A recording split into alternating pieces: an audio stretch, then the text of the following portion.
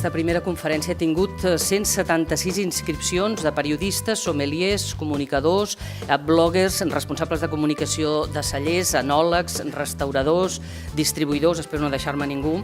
En definitiva, no? una gran complicitat i un interès en comunicar, i no només en això, sinó suposo que en ser prescriptors dins del món del vi. Perquè si volem informar la gent del que està passant i volem comunicar vi i volem fer aquesta comunitat i els que venen que se pugui consumir més, els que el prescrivim, que la gent estigui orgullosa de conèixer el vi català o de fora de Catalunya, però el món del vi en general, la cultura del vi, i volem atansar la gent i fiquem aquesta barrera del llenguatge críptic, doncs en definitiva ens pensarem que ens estem agradant molt com sonem, però la gent no s'acabarà d'enterar, no? Crec que també hem de fer fàcil el llenguatge del vi. Moltes gràcies per convidar-nos avui i donar-nos l'oportunitat de parlar sobre aquest projecte. El projecte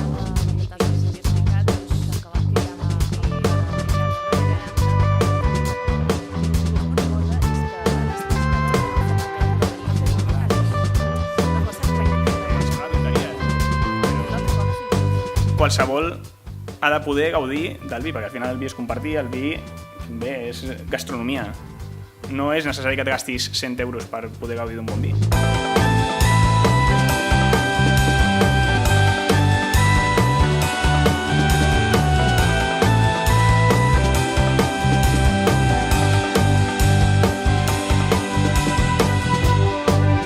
Hi ha més feina a l'altra banda, als cellers, a les institucions, que a la meva part. Som una reserva siux. No le dan valor a la comunicación porque los directivos no la conocen bien y no la tienen como un elemento fundamental. Tanino, acidez, això és terriblement avorrit. Però estem buscant de quina manera podem aconseguir que la gent ens compri amb passió. Vam començar a veure que injectant el concepte aquest del valor afegit, disseny, creativitat, humor aquí encara no estava present, però diguéssim que ja vam anar, o sigui, diguéssim, el nivell de fiblada va començar a créixer. Poder explicar el vi des d'un punt de vista femení i dir que aquest vi és un vi per portar amb texans o amb tacons, ho haig de poder fer, perquè és la meva manera de ser.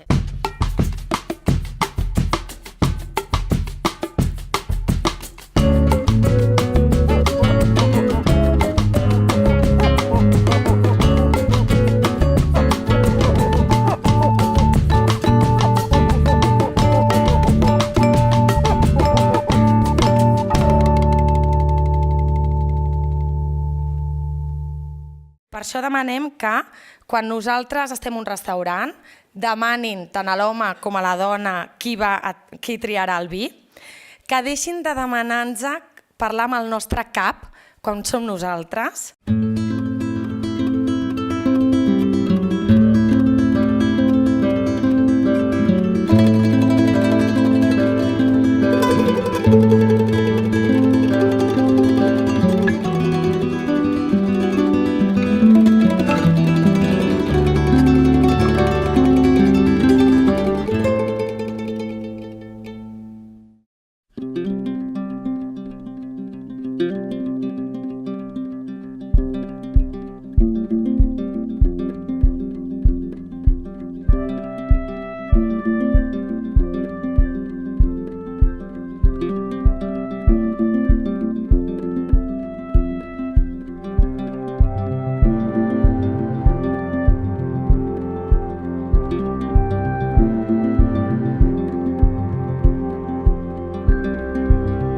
El tast vins amb relat al final ha sigut ficar en pràctica tot el que hem vist durant la jornada, una jornada intensa on ha quedat clar que hem d'anar més enllà de la nota de tast, que hem de traspassar el límit del que és pròpiament la sensorialitat del vi i que el relat ven i comunica. Ha sigut molt xulo perquè ha sigut còmode, versàtil, dinàmic, que és una mica el que et demana el vi també, que la gent se senti molt a gust i jo encantat.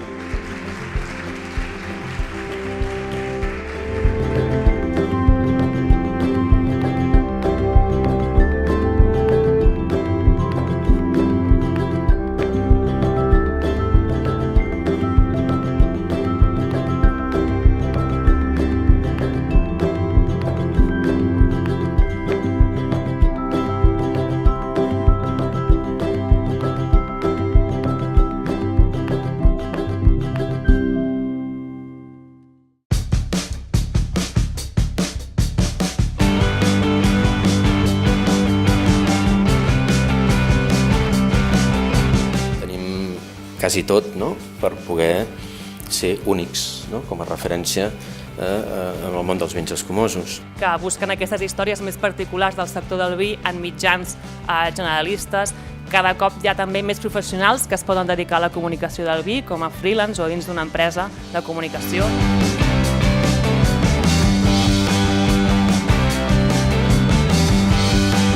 No està informada. La gent diu que és un Brut Nature i es pensa que és un gran reserva.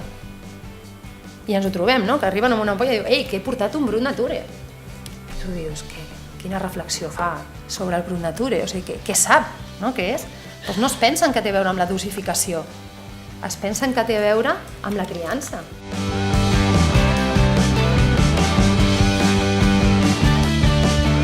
Tinc la sensació de que tendim massa a la simplificació.